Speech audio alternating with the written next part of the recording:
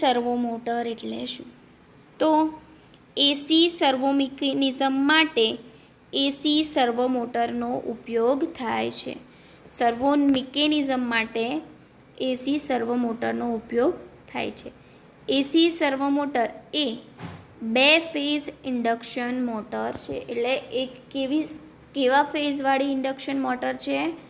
2 ફેઝવાળી. હવે આનો પ્રિન્સિપલ જોઈએ તો કે જ્યારે 2 ફેઝ વાઇન્ડિંગને 2 ફેઝ એસી સપ્લાય આપવામાં આવે છે ત્યારે ફરતું ચુંબકીય ક્ષેત્ર ઉત્પન્ન થાય છે. એટલે કે ફેઝમાં વાઇન્ડિંગ, જે ફેઝ વાઇન્ડિંગ હોય એમાં જ્યારે આપણે સપ્લાય આપીએ ત્યારે તેમાં શું ઉત્પન્ન થશે? ફરતું ચુંબકીય ક્ષેત્ર ઉત્પન્ન થશે. જો આ ક્ષેત્રમાં બંધ પરિપથ મૂકવામાં આવે તો તેના કરંટ ઇન્ડ્યુસ્ડ થાય છે. એટલે આમાં બંધ પરિપથ મૂકવામાં આવે ત્યારે શું પેદા થશે? ઇન્ડ્યુસ્ડ કરંટ પેદા થશે અને કોઇલ પર ટોર્ક લાગુ પડશે. પરિણામે બંધ કોઇલ પણ ફરવા લાગશે. તો આ થયો એસી સર્વો મોટરનો પ્રિન્સિપલ. હવે આપણે જોઈશું તેનું કન્સ્ટ્રક્શન એટલે કે રચના. હવે સર્વો મોટરના મુખ્ય કેટલા ભાગ છે? 2 ભાગ છે. એક સ્ટેટર અને એક રોટર. તો સ્ટેટર લેમિનેટેડ કરેલી કોરનું બનેલું હોય છે. સ્ટેટર શાનું બનેલું હોય છે? લેમિનેટેડ કરેલ કોરનું બનેલું હોય છે અને તેના અંદરના પરિઘ પર ખાંચા પાડવામાં આવે છે. તે જ તમે ફિગરમાં જોઈ શકો છો કે રોટર છે તો એની અંદરનો જે ભાગ છે ત્યાં ખાંચા પાડવામાં આવેલ છે. જે તમે અહીંયા જોઈ શકો છો કે રોટરની અંદર જે આર્મેચર હોય છે તેની અંદર ખાંચા પાડવામાં આવે છે. આ ખાંચામાં 2 ફેઝ વાઇન્ડિંગ મૂકવામાં આવે છે. એટલે કે આમાં 2 ફેઝ વાઇન્ડિંગ મૂકવામાં આવે છે. એટલે 2 વાઇન્ડિંગનો ઉપયોગ થાય છે. એક છે એસી અને આ બીજું વાઇન્ડિંગ. એમ 2 વાઇન્ડિંગ મૂકવામાં આવે છે. એક વાઇન્ડિંગને રેફરન્સ વાઇન્ડિંગ કહેવામાં આવે છે. એટલે જે 2 વાઇન્ડિંગ મૂક્યા હોય એમાં એક રેફરન્સ વાઇન્ડિંગ મૂકવામાં આવે છે અને બીજું ફિક્સ્ડ એસી સપ્લાય આપવામાં આવે છે. બીજા વાઇન્ડિંગનો કંટ્રોલ વાઇન્ડિંગ કહેવામાં, એટલે જે બીજું વાઇન્ડિંગ હોય એને કયું વાઇન્ડિંગ કહેવામાં આવે છે? કંટ્રોલ્ડ વાઇન્ડિંગ કહેવામાં આવે છે. હવે અહીંયા જોઈ લીધું આપણે કે સર્વો મોટરના કેટલા પાર્ટ્સ હોય છે? 2 પાર્ટ્સ હોય છે, સ્ટેટર અને રોટર. સ્ટેટર શું કરેલું હોય છે? લેમિનેટેડ કરેલ કોરનું બનેલું હોય છે. એટલે સ્ટેટર લેમિનેટેડ કરેલ કોરનું બનેલું હોય છે અને રોટરની અંદર પરિઘ એટલે કે રોટર પર ખાંચા પાડવામાં આવેલા હોય છે. અને સર્વો મોટરમાં 2 વાઇન્ડિંગનો યુઝ થાય છે. એક રેફરન્સ વાઇન્ડિંગ અને એક કંટ્રોલ વાઇન્ડિંગ. તો રેફરન્સ વાઇન્ડિંગમાં એસી સપ્લાય આપવામાં આવે છે જ્યારે, એટલે સપ્લાય આપવા માટે કામ લાગે છે. અને જે બીજું વાઇન્ડિંગ છે એસી કંટ્રોલ્ડ વાઇન્ડિંગ, તે વાઇન્ડિંગનું કંટ્રોલ કરવા માટે યુઝ થાય છે. હવે કંટ્રોલ વાઇન્ડિંગ 2 ભાગનું બનેલું છે. તમે અહીંયા જોઈ શકો છો કે કંટ્રોલ વાઇન્ડિંગના 2 ભાગવાળું બનેલું હોય છે. એક સિરીઝ અથવા તો પેરેલલમાં, એટલે કે એને એ 2 વાઇન્ડિંગનો ભાગ કરવામાં આવે છે, એને સિરીઝ કાં તો પેરેલલમાં જોડવામાં આવે છે. હવે સિંગલ ફેઝ સપ્લાયમાંથી 2 ફેઝ સપ્લાય મેળવવા માટે કંટ્રોલ વાઇન્ડિંગને સિરીઝમાં એક કેપેસિટર જોડવામાં આવે છે. અહીંયા ફિગરમાં જોઈ શકો છો કે એક કેપેસિટર જોડેલું છે. એ શા માટે જોડવામાં આવે છે? કે સિંગલ ફેઝ સપ્લાયમાંથી 2 ફેઝ સપ્લાય મેળવવા માટે કંટ્રોલ વાઇન્ડિંગમાં સિરીઝમાં એક કેપેસિટર કનેક્ટ કરવામાં આવે છે. હવે રોટર સ્ક્વિરલ ગેજ પ્રકારનો છે. એટલે રોટર કેવું છે? સ્ક્વિરલ ગેજ પ્રકારનું છે, જે તમે અહીંયા જોઈ શકો છો કે રોટર સ્ક્વિરલ ગેજ પ્રકારનું છે. રોટરના સળિયા એલ્યુમિનિયમના હોય છે. એટલે રોટર શાની બનેલી હોય છે? એલ્યુમિનિયમની હોય છે. શોર્ટ સર્કિટિંગ રિંગની મદદથી સળિયાને બંને બાજુથી શોર્ટ કરવામાં આવે છે. એટલે શોર્ટ સર્કિટિંગની મદદથી આપણે બંને સળિયાને બંને બાજુથી શોર્ટ કરવામાં આવે છે. ઘણીવાર ટેગ કપ પ્રકારના રોટરનો ઉપયોગ થાય છે. એટલે ટેગ કપ એટલે કે કોઈ ટેપવાળો રોટરનો ઉપયોગ થાય છે. આમાં રોટર ટાઈકાસ્ટ કરેલ એલ્યુમિનિયમના કપ જેવો હોય છે. મોમેન્ટ ઓફ ઇનર્શિયા ઘટાડવા માટે રોટરનો વ્યાસ ઓછો રાખવામાં આવે છે. એટલે મુમેન્ટ ઓફ ઇનર્શિયા એટલે કે અંદરના ભાગનો ઘટાડો કરવા માટે ઇનર્શિયા એટલે કે અંદરના ભાગમાં જે ઘર્ષણ અથવા તો ઘસાતું હોય એને ઘટાડવા માટે રોટરનો વ્યાસ ઓછો રાખવામાં આવે છે.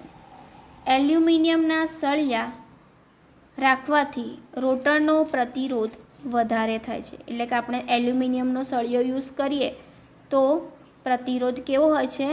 વધારે હોય છે, જેથી જોઈતી કેરેક્ટરિસ્ટિક મેળવવા માટે જરૂર છે.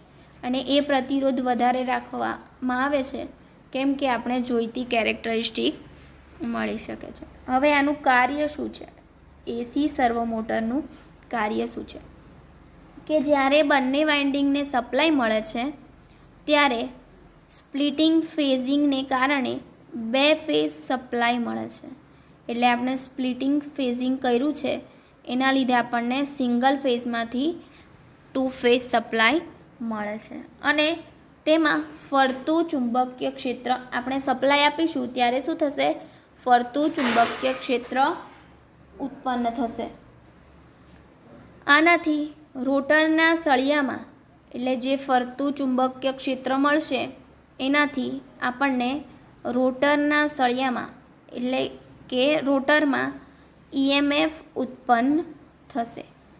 હવે સળિયા શોર્ટ કરેલ હોવાને કારણે એટલે સળિયા એકબીજાની સાથે શોર્ટ કરેલ હોવાને કારણે આપણને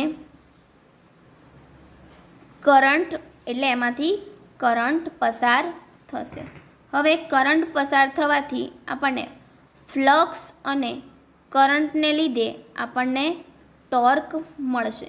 હવે એ ટોર્ક રોટર જે દિશામાં ફરતી હશે તે દિશામાં ફરવા લાગશે. એ ફરવા લાગવાથી આપણને કંટ્રોલ વાઇન્ડિંગના છેડા ઉલટાવવાથી કંટ્રોલ વોલ્ટેજનો ફેઝ રિવર્સ થાય છે. એટલે આપણે જે દિશામાં છેડા આપણે અરસપરસ કરી દઈએ તો વોલ્ટેજ ફેઝ એટલે કે જે બાજુ વહેતો હોય એની ઊંધી દિશામાં ફરવા લાગે છે. આથી રોટરની ફરવાની દિશા ઉલટાઈ જાય છે અને કંટ્રોલ વાઇન્ડિંગને ઓછા વધતા વોલ્ટેજ આપવાથી રોટરની ઝડપ ઓછી વધતી થાય છે.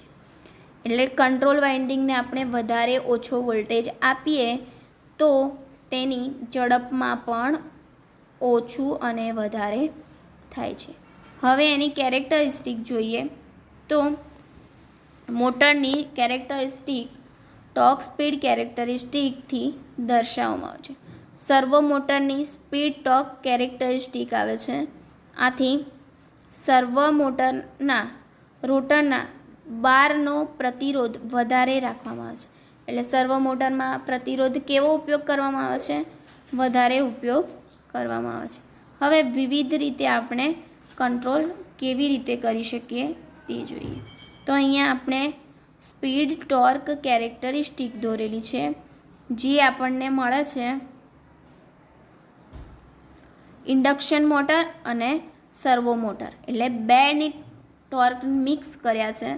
તો જોઈએ આપણને R1 એટલે કે ઓછો વોલ્ટેજ હશે ત્યારે આપણને ઓછી સ્પીડથી વધારે સ્પીડ મળશે, જ્યારે સેકન્ડ જે આપણે તમે ફિગરમાં જોઈ રહ્યા છો એ રીતે આપણને તેની કેરેક્ટરિસ્ટિક મળશે કે જ્યારે ટોર્ક ઓછો હશે ત્યારે સ્પીડ વધારે હશે, ટોર્ક વધારે હશે ત્યારે સ્પીડ ઓછી હશે. એ રીતે આપણને એની કેરેક્ટરિસ્ટિક મળે છે. હવે આના ફાયદા શું છે તે આપણે જોઈએ. તો આના ફાયદા છે, રોટરનું વજન ઓછું હોવાથી તેનું જડત્વ ઓછું છે, એટલે રોટરની વજન કેવું હોય છે, ઓછું હોય છે, એટલે એનો ઇનર્શિયા પણ ઓછો હોય છે કે અંદરનો ભાગની જે જગ્યા હોય તે ઓછી હોય છે. તેથી ચાલુ થવામાં અને બંધ થવામાં ઓછો સમય લાગે છે, એટલે આપણે એને ચાલુ બંધ સરળતાથી કરી શકીએ છીએ. બ્રશ કોમ્યુટેટર વગેરે ન હોવાથી મેન્ટેનન્સ ઓછું અથવા તો નહિવત હોય છે, એટલે સર્વો મોટર એસી સર્વો મોટરમાં બ્રશ કોમ્યુટેટર વગેરે નથી હોતા, માટે તેમાં મેન્ટેનન્સ ઓછું છે. હવે ગેરફાયદા, તો એક જ કદ માટે ડીસી સર્વો મોટરની સરખામણીમાં આઉટપુટ પાવર ઓછો મળે છે. આપણે એસી અને ડીસી બંનેની સરખામણીમાં એક જ કદવાળું હોવાથી આમાં આઉટપુટ પાવર આપણને ઓછો મળે છે. ડીસી મોટરની સરખામણીમાં લાક્ષણિકતાઓ ઓછી સુરેખ છે, એટલે કે એ સ્ટેડી સ્ટેટ નથી. હવે આનો ઉપયોગ ક્યાં થાય, તો એસી સર્વો મોટરનો સિસ્ટમમાં કંટ્રોલ એલિમેન્ટ માટે, એટલે કોઈ પણ જગ્યાએ આપણે કંટ્રોલ એલિમેન્ટ માટે એસી સર્વો મોટરનો ઉપયોગ થાય છે. આ મોટર વધારે પાવર આપવા માટે બનાવવામાં આવતી નથી, એટલે કે એસી સર્વો મોટર ઓછા પાવરની જરૂર હોય ત્યાં જ આપણે એસી સર્વો મોટરનો ઉપયોગ કરી શકીએ. 100 વોટના રેટિંગ સુધી મળે છે, એટલે એસી સર્વો મોટર આપણને કેટલા રેટિંગ સુધી મળે છે, 100 વોટ સુધી મળે છે. જે રેન્જમાં મળે છે તે 50, 60, 400 અને 1000 હર્ટ્ઝની ફ્રીક્વન્સી માટે બનાવવા છે, એટલે એ ફ્રીક્વન્સી 1000 ફ્રીક્વન્સી હોય ત્યાં સુધી એસી સર્વો મોટરનો ઉપયોગ કરી શકાય છે. ફ્રીક્વન્સી વધારવાથી તેના કદમાં ઘટાડો કરી શકાય છે, એટલે આપણે જેમ જેમ ફ્રીક્વન્સી વધારીશું તેમ તેમ તેનું કદ કેવું થતું જશે, નાનું થતું જાય છે. તો આ થયું આપણું એસી સર્વો મોટર, અને એસી સર્વો મોટરનો ઉપયોગ કરી અને આપણે કંટ્રોલની પોઝિશન કેવી રીતે બદલી શકીએ તે આપણે આજના લેક્ચરમાં જોયું. તો હું આશા રાખીશ કે તમને આ વિડીયોમાં સમજ પડી હશે. Thank you.